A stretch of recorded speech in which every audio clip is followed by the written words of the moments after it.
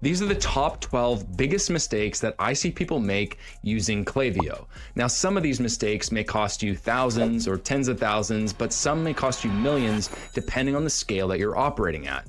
Number 9 is one that almost every brand we see gets wrong. So let's dive in. Number 1, not using email authentication best practices. Making sure you have DKIM, SPF, and DMARC set up for your email domain is absolutely crucial to make sure you actually end up in the inbox and not in a spam folder. These things are not difficult to set up, but they are required if you want to have success with email marketing. In fact, in 2024, Google and Yahoo have made it mandatory to have DMARC set up. Number 2, people who are initiating checkout are added into the newsletter. Now, this in and of itself isn't a problem, but the problem arises when people are added to the newsletter, and that's also the trigger for the welcome series. What we see often happen is when people are checking out, they end up getting the welcome series if they don't complete their purchase instead of receiving an abandoned checkout email. Not great. The best way to fix this is having one list for people who are checking out and one list for people who are joining the newsletter through a pop-up or through something on your website. Number 3, not adjusting billing after Black Friday, Cyber Monday. This is super important. Klaviyo automatically increases your billing rate, but they won't automatically decrease it down if you're not hitting the threshold that you're paying for. This can literally save you tens of thousands of dollars a year in and of itself, and it takes 2 minutes. Number 4, trying to sell in the subject line.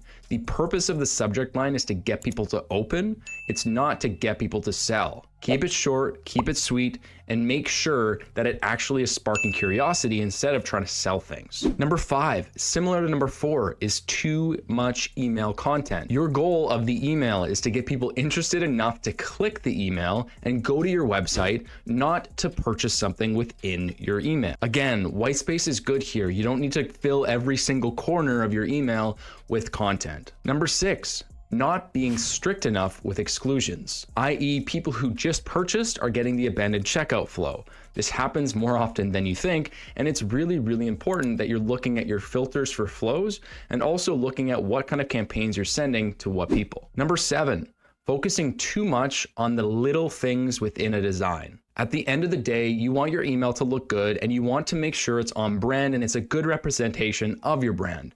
That said, there's an 80-20 rule here. You shouldn't be focusing on the things that really don't have an impact and no one but you are gonna notice. Number 8, using only images. Yes, big brands do this very often.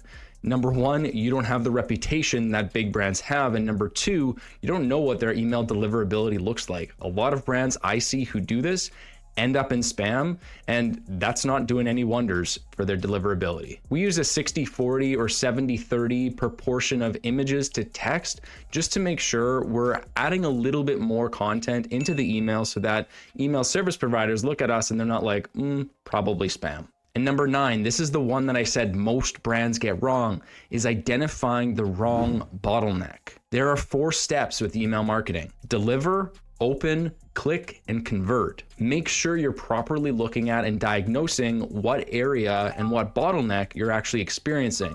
If you have 60, 70, or 80% open rates, it doesn't make sense to be split testing subject lines as the first thing you want to split test. Sure, you can always improve, but at the end of the day, if you're getting 60, 70, 80% open rates and your click rates are 0.2%, you need to focus on your email content and making sure that it's really engaging to people or that you're sending to the right people in the first place. Improperly identifying this will cause you tons of headaches. So remember, email marketing comes down to those 4 different things. Identify which one of those 4 things is the main issue and then address that. Number 10 is no content variation. If your content and your emails look the exact same week over week and day after day, people are going to get fatigued, your list is going to get fatigued, and you're not going to make a lot of money. Number 11, only sending sale content. A lot of e-com brand owners believe that the only way to generate sales through email is by having a sale. Not true. Focus on driving value for customers and focus on having emails that are actually engaging to them. This comes down to a number of different things, segmentation being one of them. If you want to dive deep into segmentation, we've got a whole nother video on that.